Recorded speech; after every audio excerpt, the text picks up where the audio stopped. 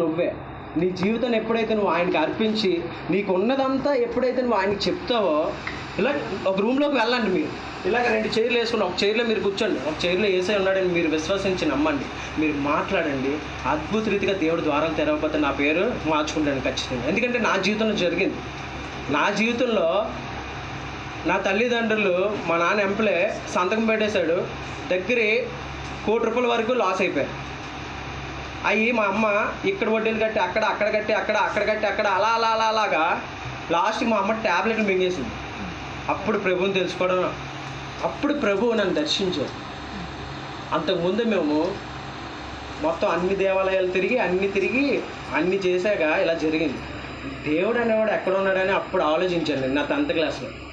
అయితే దేవుడు నన్ను పట్టుకోవడం, మా అమ్మ ట్యాబ్లెట్లు మింగేసిందండి. మా అమ్మ ట్యాబ్లెట్ వేరే దారి లేదని మింగేసింది. కానీ నేను ఇప్పుడు మీకు ఏం చెప్తున్నానంటే, మీకు ఎలాంటి బాధ అయినా, వేదన అయినా, అది అప్పు కానీ, అది అనారోగ్యం కానీ, ఏదైనా సరే మన యేసే మనకు ఉన్నాడు. ప్రపంచం సృష్టించాడండి, మన రోగం తీయడా, మన కోసం ప్రాణం పెట్టాడు ఆయన, మన కోసం ఏం చేయలేడా? కాబట్టి ఎప్పుడు కూడా మనము ఆయన ప్రశ్నించడానికి వీలు లేదు. ప్రభా ఎప్పుడు ప్రభా లేదు నువ్వు ఇస్తావు ప్రభా, నేను నమ్ముతున్నాను, నువ్వు ఇస్తావు ప్రభు. అద్భుత రీతిగా ఆశ్చర్యత మీ జీవితంలో గొప్ప కార్యాలు చూస్తారు. హల్లెలూయా. అయితే ఇక్కడ ఏం జరుగుతుందంటే, అలాగే యాయిరు పాపం తన కూతురు బాగోక, ఈ స్టోరీ అంతా మీరు చదవండి. అయితే ఏం జరుగుతుందంటే, వెంటనే యాయిరు ఒక పక్క కూతురు బాగోలేదని వెళ్ళారు యేసుప్రభు దగ్గర. ఈ లోపల ఏం జరిగిందంటే, రక్తస్రావ స్త్రీ యేసుప్రభుని ముడతది. ఎవరు ముడతారండి? మీకు ఆల్రెడీ బైబిల్ ఎప్పటి నుంచో వింటున్నారు, ఆల్రెడీ బ్రదర్ మీకు చెప్పా ఉంటారు ఈ మెసేజ్లన్నీ. అయితే అక్కడ మహిమను మీరు గ్రహించాలి. అయితే యేసు ప్రభువులో నుంచి ఆ ప్రభావం వెళ్ళిందంట. అలాంటి ప్రభావం మీరు పొందుకోవడానికి మీరు రెడీగా ఉన్నారా లేదా? ఆ ప్రభావం మీరు పొందుకోవడానికి రెడీగా ఉంటేనే మీరు అక్కడ స్వస్థత, మీకు అక్కడ అప్పు తీరుతుంది, మీకు అక్కడ ప్రతిదీ కూడా, ప్రతి మార్గము కూడా దేవుడు సరళం చేస్తాడు. మీకు ఎప్పుడు ఆ ప్రభావం మనం పొందుకునే శక్తి మనకు కూడా ఉండాలి, ఆ విశ్వాసం మనకు కూడా ఉండాలి.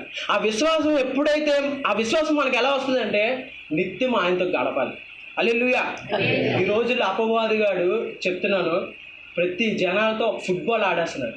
ఫుట్బాల్ ఆడేస్తున్నారు. పాపం వాళ్ళకి తెలీదు, సెలకి ఎడిట్ అయిపోతున్నారు. పాపం వాళ్ళకి తెలీదు, సినిమాలకి ఎడిట్ అయిపోతున్నారు. వాళ్ళ టైం వేస్ట్ చేసుకున్నది కాకుండా వాళ్ళ జీవితాన్ని నాశనం చేసుకుంటారు. ఎగ్జాంపుల్ నేనే చాలా దేవుడికి వ్యతిరేకంగా చాలా జీవించాను. కానీ ఒక్కరోజు దేవుడు నన్ను పట్టుకున్నాడు, పరిశుద్ధాత్మతో నన్ను నింపాడు. తర్వాత లైఫ్ ఏంటో అర్థమైంది, తర్వాత జీవితం అంటే ఏంటో అర్థమైంది. యేసు ప్రభువును కానీ పక్కన పెట్టి మనం ఎక్కడికి వెళ్ళినా తిరిగి ఆయన పాదాల దగ్గర రావాల్సిందే.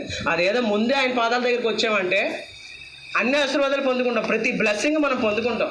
అర్థమవుతుందమ్మా? ఎంతమందికి అర్థమవుతుంది? వాక్యం అర్థమవుతుంది? అందరికీ అర్థమవుతుందా? ఓకే. అయితే దేవుని కృపను బట్టి ఏం జరిగిందంటే, ఒక రక్తస్రావ స్త్రీ చూడండి, ఒక పక్క ఎవరు బాధలో ఉన్నారు? యాయిరు అనే వ్యక్తి బాధలో ఉన్నాడు, వాళ్ళ కూతురు ఇదైపోతుంది. ఈ లోపల రక్తస్రావ స్త్రీ ఏం చేసిందంటే, వెంటనే